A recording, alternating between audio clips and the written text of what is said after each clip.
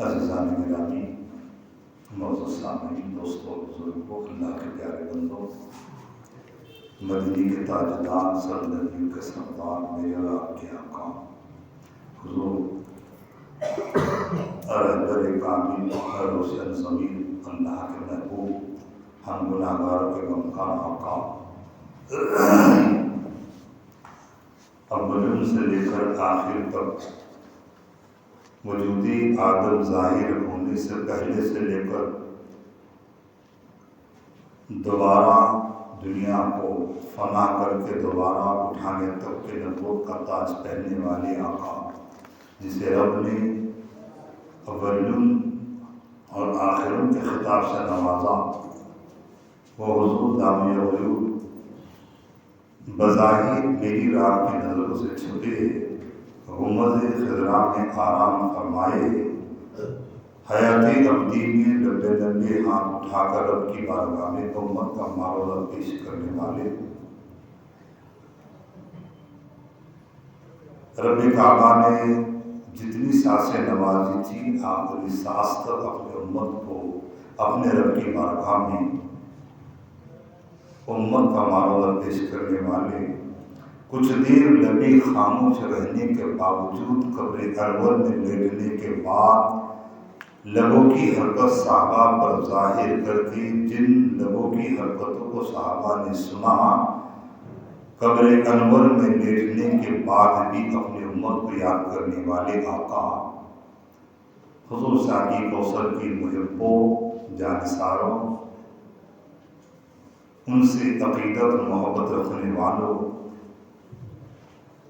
ہم انہی سے بھی محبت رکھتے ہیں، ان کی اہل بیت سے بھی محبت رکھتے ہیں، ان کی آل سے بھی محبت رکھتے ہیں، اور صبح قیامت تک اہل بیت سے محبت رکھ کر اپنی دنیا اور آخرت اور عقبہ سنورنے والوں، میرے جنتی مسلمان بھائیوں، آپ سب کی خدمت میں میری جانب سے السلام علیکم ورحمۃ اللہ وبرکاتہ۔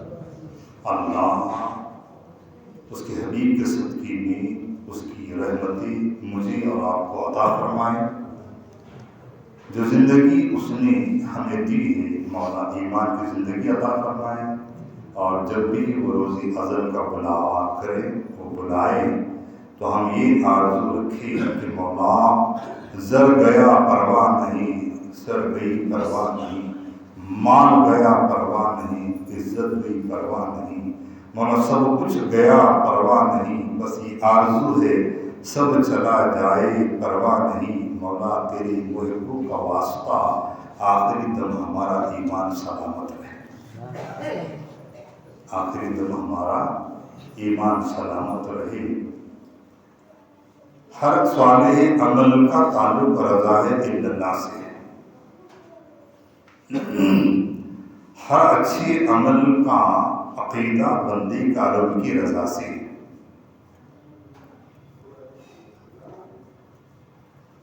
خواہ زکوٰۃ دیتا ہو رب کی رضا کے لیے، خواہ نماز پڑھتا ہو رب کی رضا کے لیے، روزہ رکھتا ہو رب کی رضا کے لیے، کس پر احسان عظیمہ کرتا ہے رب کی رضا کے لیے، کس کی مدد کرتا ہے رب کی رضا کے لیے، بہرحال بندہ جب جب بھی کوئی اچھی عمل کا ارادہ کرتا ہے تو اپنے رب کی بارگاہ میں ہاتھ نہ اٹھاتے ہوئے کیوں نہ ہو، لیکن دل ہی دل میں یہ تصور کرتا ہے کہ مولا یہ سب کچھ اچھی عمل کرنے کا صلہ تیرے کرم سے ملا ہے، اچھی عمل کرنے کا صلہ تیرے کرم سے ملا ہے، اور میں اچھی عمل کروں کہاں سے کہ دو دشمنوں کے بیچ میں گھیرا ہوا، ایک ہے نفس، دوسرا ہے شیطان، دو دشمنوں کے درمیان میں گھیرا ہوا ہوں،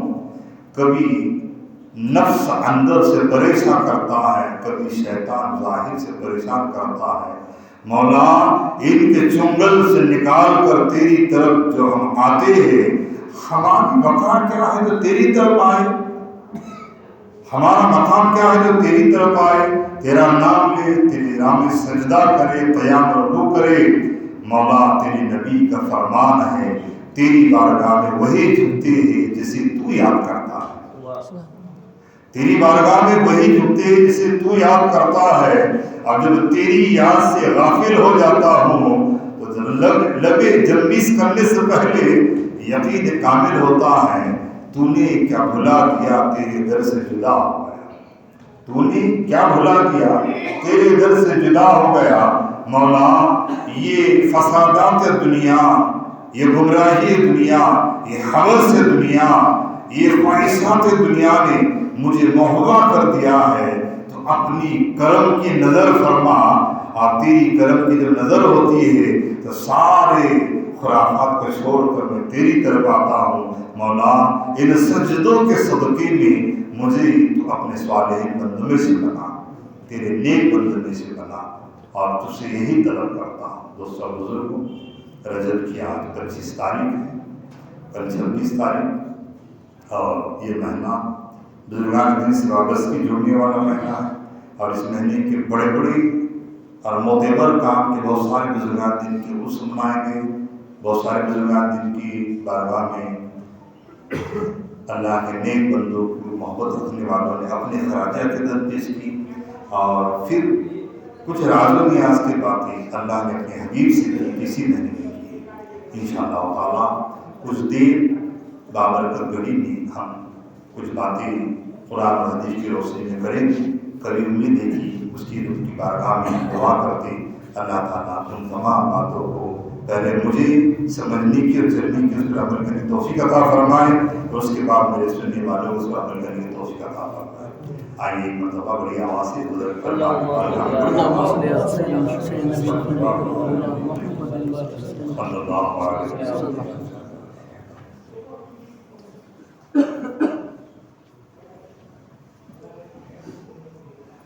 میں کا گھر خالی تو کرنے والی، میں صرف رب کی ذات کو زیبا دیتا ہے، کسی اور کو زیبا نہیں دیتا۔ اور کوئی اگر کہے کہ میں یہ کام کروں تو اس کام کو وہ کبھی مکمل کر نہیں سکتا جب تک کہ اسے اپنے رب کا فضل اور رب کا اس پر کرم نہیں ہوتا۔ ایسا ہی ہوا ایک مرتبہ حضرت سلیمان علیہ السلام، جن کے تابع میں پوری جنات، ساری مخلوق، ہوا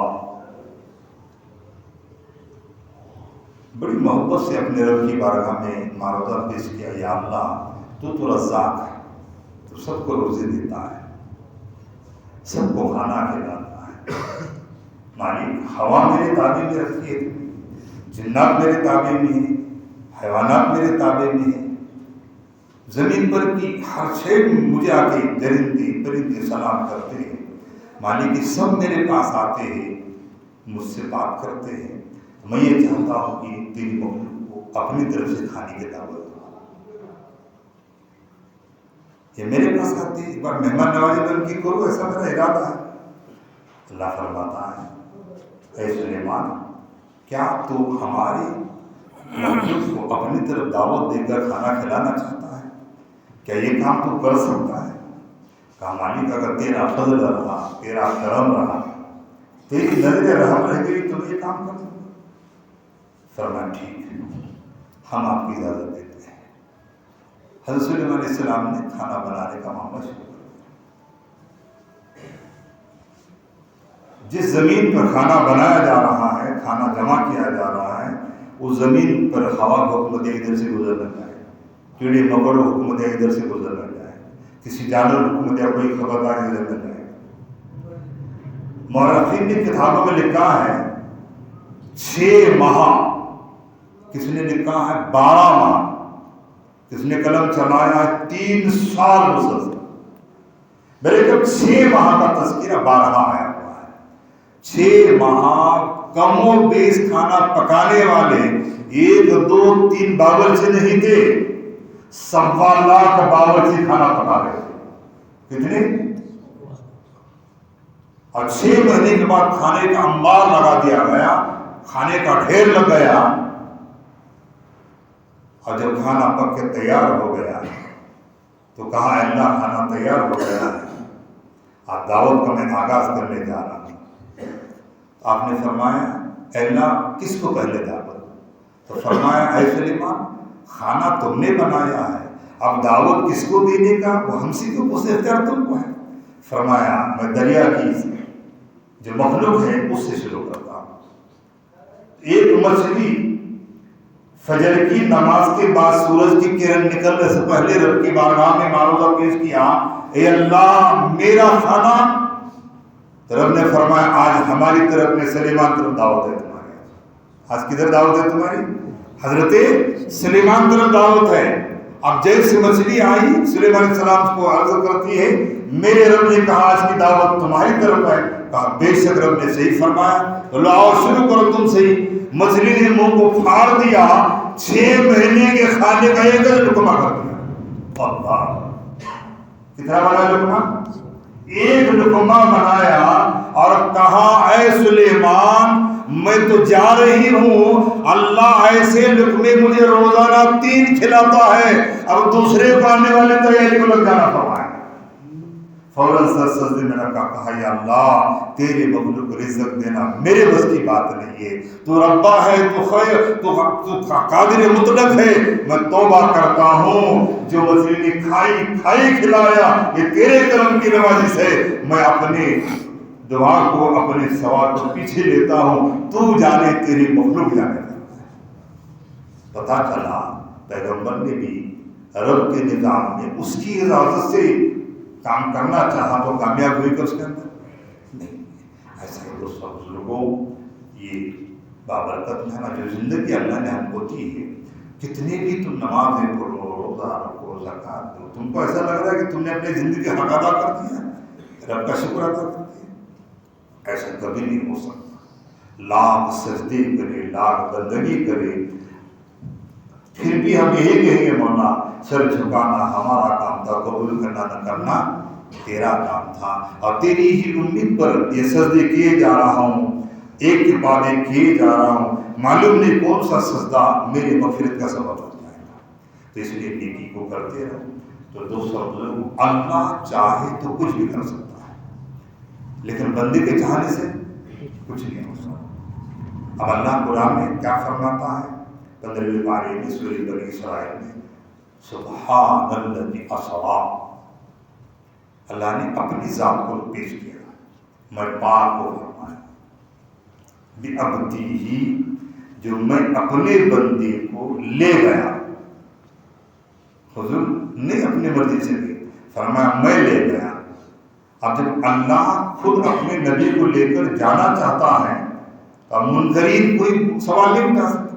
اگر نبی کہتے میں چلا گیا تو سوال اٹھتا، نبی کہتے میں آسمان پر گیا سوال اٹھتا، نبی کہتے میں نے جنت دیکھی سوال اٹھتا، میں نے عالم برزخ دیکھا سوال اٹھتا، لیکن اللہ کے نبی فرماتے ہیں رب کی طرف سے اعلان ہوتا ہے اے زمین والو تمہارا رب پاک ہے، بعبدہ اللیل جو اپنے بندے کو رات کے مختصر وقت میں لے گیا، مسجد اقصیٰ سے مسجد بیت المقدس تک، اور بیت المقدس سے لے کر وہ 7 آسمانوں کے سیر کروائی، جنت دکھائی، دوزخ دکھائی، عالم برزخ دکھائے، جنت کی نعمتیں دکھائی، عذاب قبر دکھایا، اور کچھ ہی دیر میں ساری سیر کرا کے جس بستر سے اٹھایا اسی بستر کو لا کے چھوڑ دیا۔ یہ رب کی طرف سے ہوا، نبی نے نہیں کہا کہ میں اپنی طرف سے گیا۔ تو یہاں بات کھلی ہو گئی کہ اللہ کے نبی نے اپنے حیاتی میں کبھی نہیں کہا یہ کام میں نے کیا، بلکہ یہ کام میرے رب کی طرف سے ہوا۔ جب سرکاری عالم جن کے صدقے میں کائنات بنی ہے انہوں نے کہا میں نہیں کیا اور میں کر نہیں سکتا، تو غلاموں کی کیا مجال ہے جو کہے کہ میں کیا؟ تمہارے میرے نبی نے نہیں کہا میں کیا، سب کرنے والی ذات اللہ کی فرمایا، کرنے کروانے والی ذات اللہ کی فرمایا، بس نبی تمہارے لیے تھیوری ہے فرمایا، تم اپنے نبی کی اسوہ حسنہ پر چلنے والے بنے فرمایا۔ تو دوستو بزرگوں یہ بابرکت جمعہ رجب کا ہے، اور اللہ نے اپنی ذات کو پیش کر کے اپنے نبی کو معراج کروایا، اور معراج کروا کر جب بھی صحابہ سوال کرتے یا رسول اللہ نماز کے بدلے کیا ملے گا، زکات کے بدلے کیا ملے گا، روزہ رکھے تو اس کا بدلہ کیا ملے گا، اب جب سرکار نے جنت میں جب قدم رکھا، جنت کی ساری نعمتیں دیکھی، محل دیکھے، حوروں کو دیکھا، تو وہاں بتایا یہ محل فلاں کے لیے، یہ محل فلاں کے لیے، یہ محل فلاں کے لیے، نام لے کے بتایا جا رہا ہے۔ تو بہت سارے محل سرکار نے دیکھے، ایک جنت میں اتنا پیارا محل آپ کو پسند آیا، اور محل کو دیکھ کر آپ نے حضرت جبریل علیہ السلام سے پوچھا، اے جبریل میں نے جنت کے بہت محل دیکھا مگر اتنا خوبصورت اور اتنا پیارا محل مجھے پسند آیا، یہ کس کے لیے ہے؟ آپ کا خیال ہوگا ابو بکر صدیق کے لیے ہوگا، حضرت عمر کے لیے ہوگا، حضرت بلال کے لیے ہوگا۔ ذرا ذہن لگائیے، جنت میں سب سے بہترین محل جو سرکار کو پسند آیا، تو حضرت جبریل سے پوچھا، یا رسول اللہ صلی اللہ علیہ وسلم نے سوال کیا، جبریل یہ تو بتاؤ یہ محل کس کے لیے؟ تہجد گزار کے لیے، حج کرنے والے کے لیے؟ آپ نے فرمایا، اے اللہ کے رسول، یہ محل نہ تو حاجی کے لیے ہے، نہ زکات دینے والے کے لیے ہے، یہ محل نہ تو حافظ قرآن کے لیے، نہ تو شہید کے لیے، یہ محل آپ کی امت کی اس شخص کے لیے ہے۔ تو یہ چاہوں گا بڑی آواز سے درود پاک پڑھیں۔ یہ محل آپ کی امت کی اس شخص کے لیے ہے۔ صحابہ اپنے طرف جھانک کے دیکھ رہے تھے، وہ میرا تو نام نہیں ہوتا کرتا، وہ میں تو نہیں ہوں گا، میں تو نہیں ہوں گا۔ امت کا جملہ لیا، صحابہ سمجھے ہم تو صحابہ ہیں، ہم امت کا نام لیا ہے، یہ حضور کی امت کے لیے، ہم تو صحابہ ہیں، ہم تو نبی کو اپنے ماتھے کی آنکھوں سے دیکھے ہیں، میرے امت میں کی جبریل فرماتے ہیں، رسول اللہ آپ کے امت کے اس شخص کے لیے یہ محل ہے جو راستے کے اس کنارے پر ایک اندھا آدمی کھڑا ہے اور اسے راستہ پار کر کے ادھر جانا ہے۔ اندھا نابینا آدمی کھڑا ہے اور ادھر سے اسے ادھر جانا ہے، اور وہ آواز دے رہا ہے، کوئی ہے اللہ کا بندہ جو مجھے اس کنارے پہ پہنچائے گا؟ ہے کوئی اللہ کا بندہ؟ تو جبریل فرماتے یا رسول اللہ جو اس نابینے کا ہاتھ تھام کر ادھر سے ادھر پہنچائے گا یہ محل اس کو دیا جائے گا۔ فرمایا اللہ اندھے کو ادھر سے ادھر پہنچانے والے کے لیے میں، اور جنت میں سب سے بہترین محل جسے سرکار نے فرمایا مجھے بہت پسند آ گیا۔ اب ذہن لگائیے، اندھا جانتا نہیں، اندھا دیکھتا نہیں، اندھے کو معلوم نہیں سامنے کیا پریشانی ہے، اندھے کو معلوم نہیں کاٹی ہے کیا احساس ہے، اس کا ہاتھ پکڑ لیا۔ اب ذہن لگائیے، جب نابینے کو منزل تک پہنچانے والے کے لیے محل ہے تو جاہلوں کو علم سکھا کر علم کی معلومات دینے والے کا مقام کیا ہو؟ جو علم سیکھا ہے اس پر عمل کرنے والے کا کیا مقام ہوگا؟ ہر واقعے میں ایک راز چھپا ہوتا رہتا ہے، ایک مغز چھپا رہتا ہے۔ اس لیے دوستو بزرگوں، زندگی بہت تھوڑی ہے، اتنی تھوڑی ہے، اتنی تھوڑی ہے۔ حضرت نوح علیہ السلام 900 سال رہے، کتنے سال؟ ہمارے 70-65 آگے ہم آئے 100 کا نہیں، اتفاق ہے ماں اور باپ کے ہاتھ کی بڑی مضبوط روٹی کھائی ہے۔ آنے والا زمانہ 50 دیکھنا مشکل ہے۔ ہم میں سے جو بزرگ 90-80 کے ہیں، یہ ان کے برکھوں کی کچھ نیکیاں اچھی عمل کا صلہ ہے جو ان کی حیات ان کو ملی ہے۔ اس نوح علیہ السلام کو جب ان کے امت میں سے کسی شخص نے پوچھا 9 سال کی عمر پائی دنیا کیسی معلوم ہو گیا، تو فرمایا عصر کی نماز پڑھ کے مغرب کا وقت ہوگا، اتنا میں دنیا میں تھا۔ کتنا؟ عصر سے لے کر مغرب، تو یہی میری دنیا کی۔ فرمایا دنیا بہت چند روز کی ہے اور موت کا آنا اٹل ہے۔ جو علم تمہیں ملا، جو تمہیں معلومات ملی ہے، اس پر غور و فکر کرنے والے بنو، اس پر عمل کرنے والے بنو۔ دوستو بزرگوں، روزانہ پیپر اخبار آپ لیتے ہیں 5 روپے میں، پڑھتے پھینک دیتے، کچھ کام میں نہیں آتا، لیکن جتنی دیر اخبار دیکھنے میں آپ نے لگایا اتنی دیر قرآن کے ورق دیکھنے میں لگا، آپ کو اس کا بدلہ بہترین ملے گا۔ جتنی دیر آپ موبائل میں لگاتے ہیں اتنا دیر آپ ذکر الہی میں لگاؤ، وہ آپ کے کام آنے والا ہے۔ دنیا چند روز کی ہے، موت کا آنا برحق ہے۔ ایک بات کہتے ہوئے رخصت ہوں گا، ذرا بڑی آواز سے درود پاک پڑھیے۔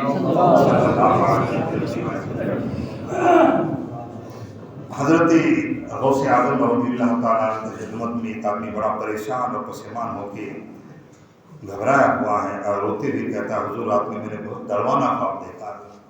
بولے کیا خواب دیکھا؟ بولے حضور میں جنگل سے جا رہا تھا، ایک شیر میرا پیچھا کر رہا تھا اور میں اپنی جان بچا کر بھاگے جا رہا تھا. شیر میرا پیچھا نہیں چھوڑا، میں بھاگے جا رہا ہوں. تو بولے بعد میں کیا کیا تم نے؟ تو بولے بھاگتے بھاگتے دیکھا اب شیر تو پیچھا کر رہا ہے، میں ایک درخت پر چلا گیا. اب درخت پر جا کے شاخ پر بیٹھا، جس شاخ پر میں بیٹھا تھا اس کے نیچے باوڑی تھی. شیر درخت کے اوپر چڑھتی آ رہا ہے، میں شاخ پر بیٹھا ہے. اب سوچا باوڑی میں چھلانگ مار کے اپنی جان بچا لوں. تو اس باوڑی کے اندر ایک اژدھا منہ کھول کے بیٹھا ہوا ہے. چھلانگ بھی مارا تو میں اژدھے کے منہ میں چلا جاؤں گا. اب اژدھا نیچے ہے، شیر ادھر سے آ رہا ہے اور میں ٹہنی پر بیٹھا ہوں. اب کچھ دیر سوچ میں گر گیا کیا کروں، اپنے آپ کو بچاؤ کیسا. اچانک اسی ٹہنی طرف میری نظر گئی، 2 چوہے اس ٹہنی کو کاٹ رہے تھے. ایک کالا تھا اور ایک سفید تھا، وہ کاٹ رہے ہیں. میں پریشان ہو گیا، ٹہنی تو ٹوٹنے والی ہے، میں گرنے والا. ادھر بھی موت ہے، ادھر بھی موت ہے، نیچے بھی موت ہے.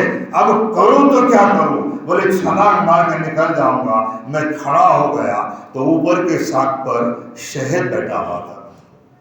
شہد کی مکھیاں پانی پینے کے لیے چلی گئی تھی. میرا سر جیسا دب گیا، شہد دھیرے دھیرے میرے منہ میں آنا شروع ہو گیا اور میں شہد کو چوستا بیٹھ گیا. دیکھ رہا ہوں شیر بھی ہے، دیکھ رہا ہوں ٹہنی بھی کٹنے والی ہے، دیکھ رہا ہوں باوڑی بھی ہے، اژدھا بھی منہ کھولے بیٹھا ہے اور میں نے دیکھا شہد آ رہا ہے. اب سوچا مرنا تو برحق ہے، ایک دن مرنا ہے، میں شہد کا مزہ کیوں چھوڑوں. میں اسے چوستے ہی رہ گیا. چوہے نے ٹہنی کاٹ دی، میں سیدھا نیچے گر گیا. چیخ مار کر اٹھا، خواب کی تعبیر پوچھنے کے لیے آیا، حضور یہ کیا ہے؟ تو فرمایا شیر یہ دنیا ہے بولے جو تیرے پیچھے دوڑ گئی، رات دن تجھے بیٹھنے دینے والی. صبح میں اٹھا جنگل میں جانا، شام کو آیا گھر میں جانا. یہ دنیا تیرا پیچھا چھوڑنے والی نہیں. جو ٹہنی ہے وہ تیری عمر ہے، وہ ٹہنی ہے تیری کیا ہے؟ عمر ہے. اور 2 چوہے جو ایک سفید اور کالا ہے، ایک رات اور ایک دن ہے. فرمایا وہ روز کٹتے جا رہی ہے، تو سمجھتا ہے. اب جب تو کھڑا ہو گیا، شہید تیرے منہ میں جا رہا تھا، وہ دنیا کے لالچ تھی، بولے اس لالچ میں پھنس گیا. اور جو اژدھا منہ کھولے بیٹھا تھا وہ تیری قبر ہے جو تیرا انتظار کر رہی ہے. فرمایا تجھے قبر بھی ہے معلوم ہے، زندگی کٹ رہی معلوم ہے، موت تیرا پیچھا کر رہی معلوم ہے، پھر بھی اس دنیا کے لالچ میں پھنس گیا اور اپنے موت کو دعوت دے دیا. آخر یہی کہا کہ کاش میں زندگی کو سمجھ جاتا تو اچھا ہوتا. ایسا ہی دوستو ہمارا حال ہو گیا. کل سے نماز پڑھوں گا، پرسوں سے نماز پڑھوں گا، یوں کروں گا. دن گزرتے جا رہے لیکن نیکیاں کرنے کا موقع مل رہا نہیں. زندگی کوئی بھروسہ نہیں، موت کب آئے گی. اللہ کہنے اور سننے سے زیادہ عمل کی توفیق دے جو اللہ سنت میں